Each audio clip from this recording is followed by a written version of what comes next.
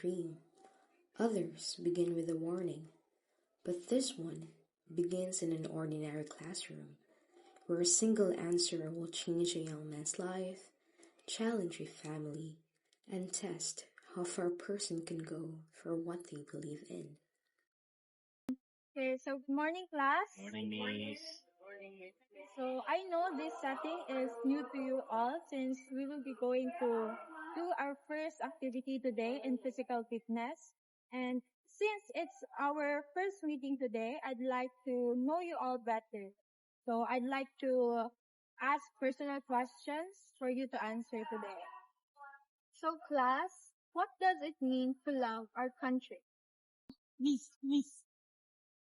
So, Mr. Rivera, what does it mean to love our country?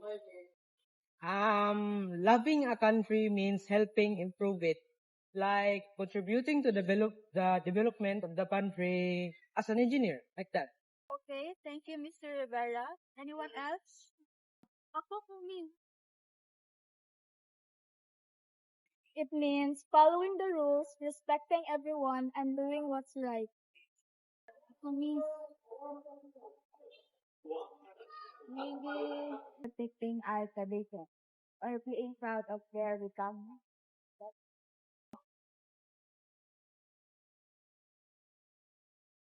For me, loving the country means being a soldier, protecting the people. Thank you. Really? That's so serious. Bro, a soldier, are you sure? Students, listen closely. Being a soldier isn't just about carrying weapons or being on a war. That is the surface. But beneath it, it takes courage, discipline, and a certain kind of heart. A soldier stands not for himself, but for countless people who may never meet. And whether he realizes it or not, that willingness, that force, is a quiet form of loving the country. But mom, do you have to be a soldier just to prove that you care about the country? Of course not. Everyone can care in their own ways, but a soldier's path is unique. It tests not just the body, but also the spirit. It asks sacrifices that many of us are not willing to give. But mom, I don't want to fight just to be seen as brave. I just want to protect something, even though I just don't know it yet. And that is exactly how it starts. Yes, Miss. Alright, everyone, that's all for today. Class dismissed. Bye, Thank you, Miss.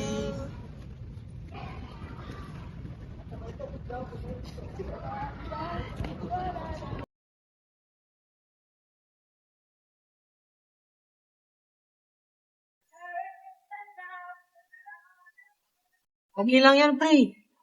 Ang pagiging sundalo, maganda din yan. Marangal na trabaho. Serbisyo sa bayan. Hindi lang yan. Salamat, bro.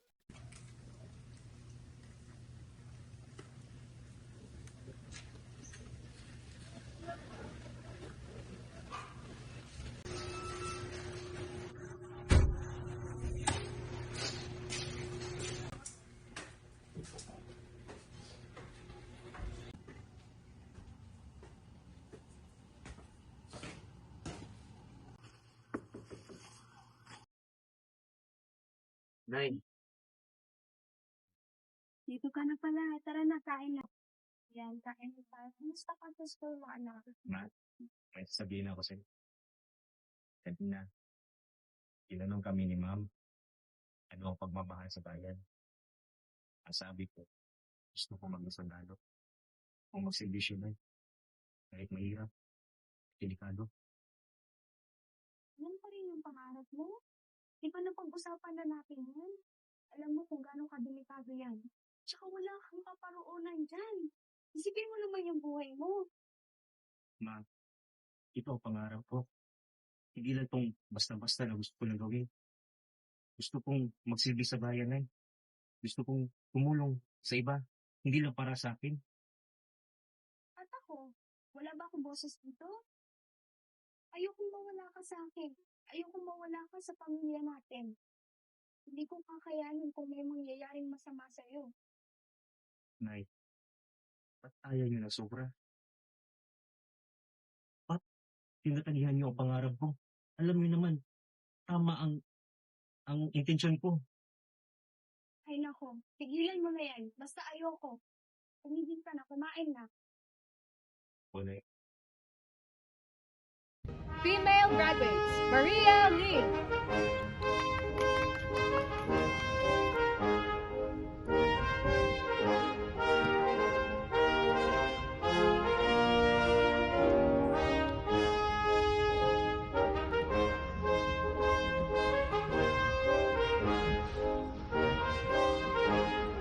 Hannah Snow.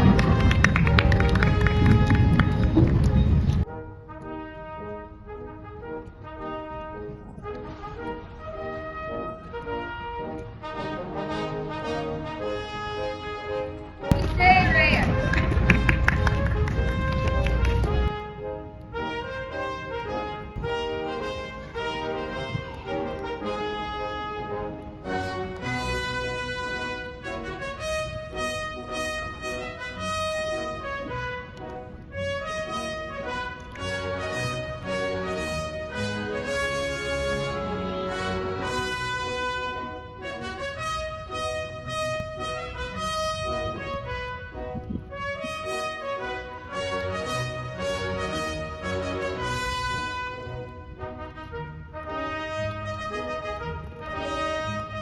Let's welcome Class of 2025.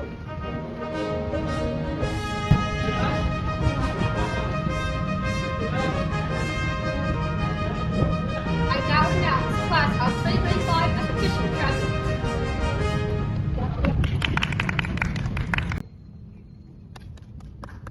Congrats, anak!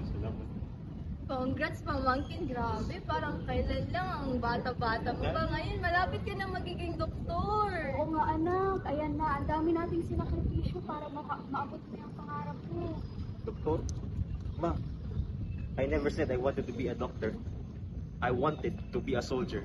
I want to serve the country. Not just being a doctor in a hospital. Ano ba yung sundalong yan?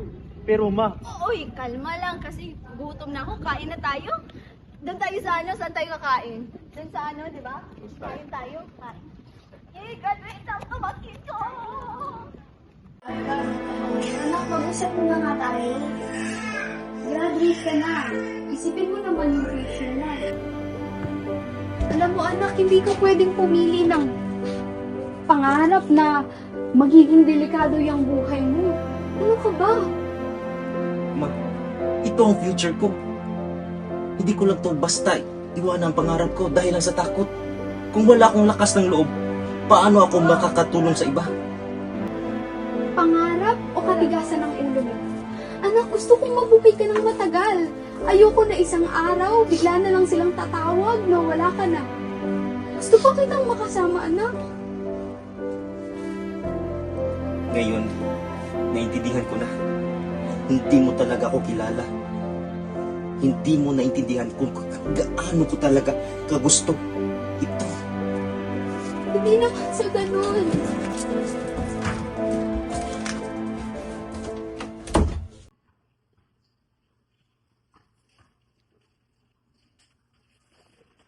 Dantes, ilang buwan ka nang delayed sa renta mo ah.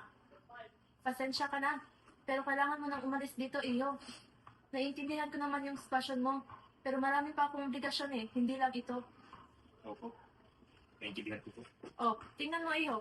Hindi ka nagrenta sa buwan ng Septembre, Oktobre at Disembre. Ano ito iyo? Kailangan mo nang umalis ngayon ha. Pasensya na. Naintindihan ko po. Oh, sige.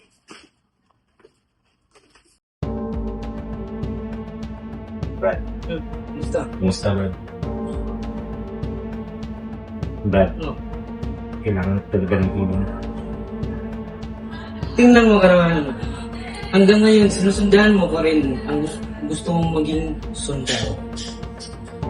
Sa tingin mo, kakayanin mo ba yan? Alam mo ba gaano ka delikado yan, Dantes? Brad, hindi na ito pantasya o pangarap lang.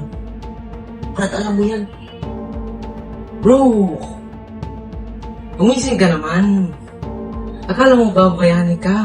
Hindi iniintindi ng mundo ang mga bayani katulad mo. Wala kang mararating. Hihirapan ka lang at mabibigo.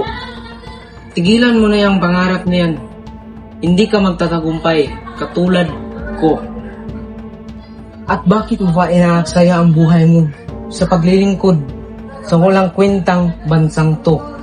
Sinasayang mo lang ang buhay mo, Dantes.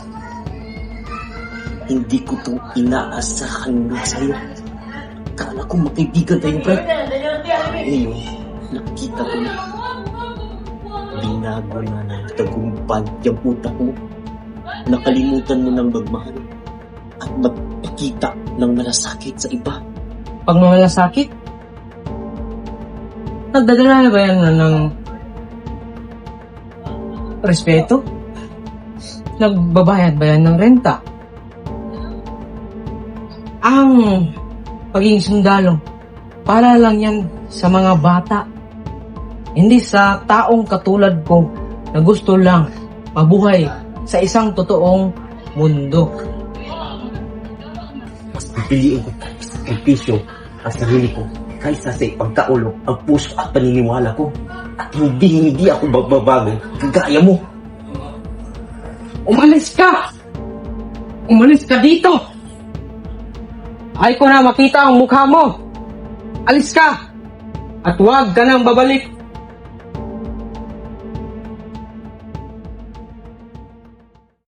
One, two, one, two, one, two, one, two, one, two, one, two. Sorry, I'm late, Drill Sergeant. I overslept. Stand up. Hold. Dismiss. Private Dantes, hold your position. You are late. Sorry, I'm late, Drill Sergeant. I overslept, Drill Sergeant. Private Dantes, I know you're aware that your excuse is not acceptable. Drop and give me 50 push-ups. Yes, Drill Sergeant.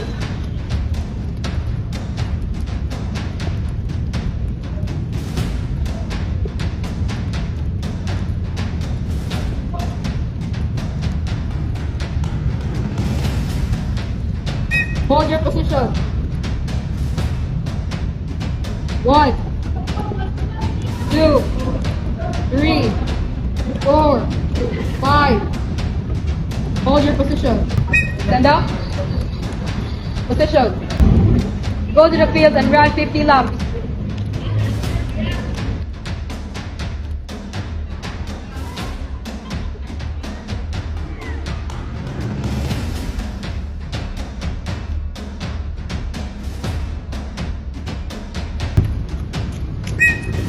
Report. 15 laps completed, sir. Will you still repeat your mistake? No, sir. Ate, halika na. Kain na tayo. Nagugutom na ako.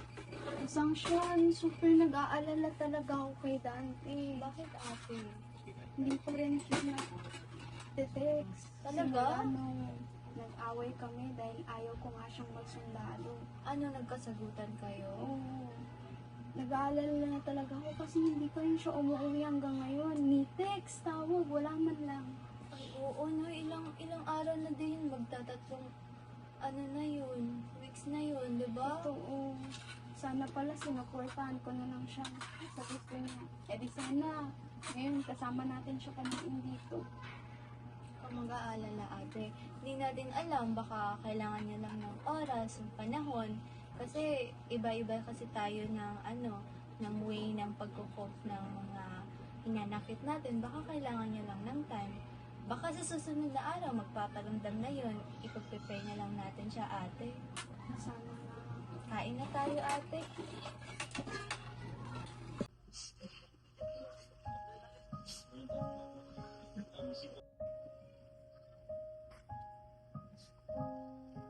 Saan ba itong anak ko?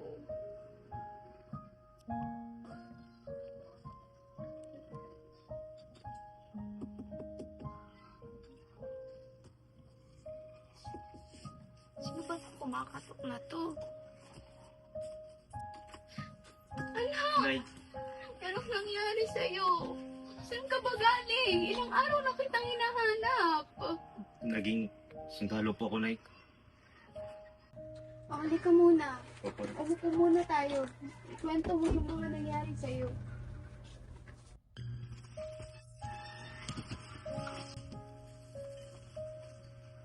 Nay, patawarin mo ako.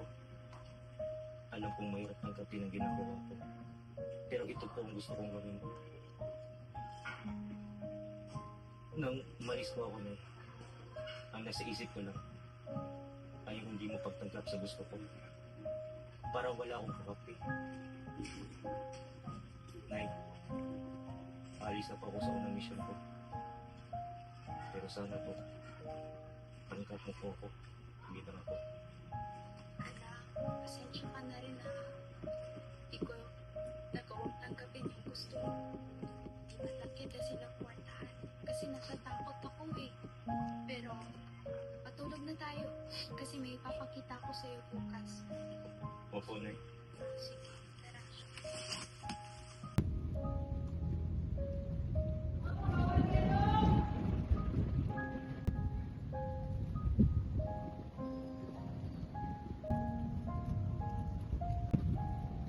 Anak, ayun yung tatay mo. Pasensya na, hindi ko sa'yo sinabi ha. Kasi alam ko na kapag nalaman mo kung bakit siya namatay, baka mas piliin mo maging sundalo. Alam mo ba na yung tatay mo sundalo rin siya? Pinaglaban niya kung anong pinaniniwalaan niya. Pero dahil doon, iniwan niya tayo. Mas pinili niya yung bayan kaysa sa akin. Kaysa sa akin. Ay, pasensya na. Hindi ko na ganun dahil ang mahalagang bagay na ito. Hindi ko alam na pag-isa mo palang hinaya ang lahat ng ito. Okay lang anak. Kahit ayoko na maging sundalo ka, pero ayoko naman na ikulan yung pangarap mo. Tandaan mo na mahal kita ha.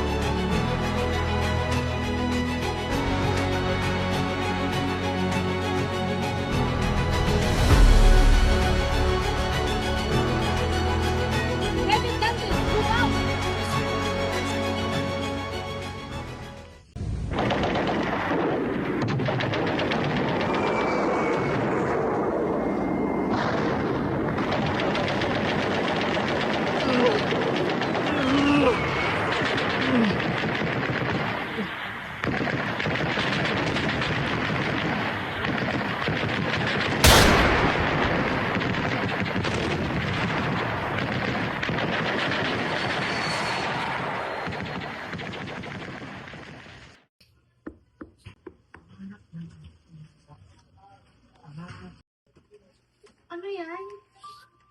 Ano to? Bakit ito na lang? Nasaan yung anak ko? Hindi ko to kailangan.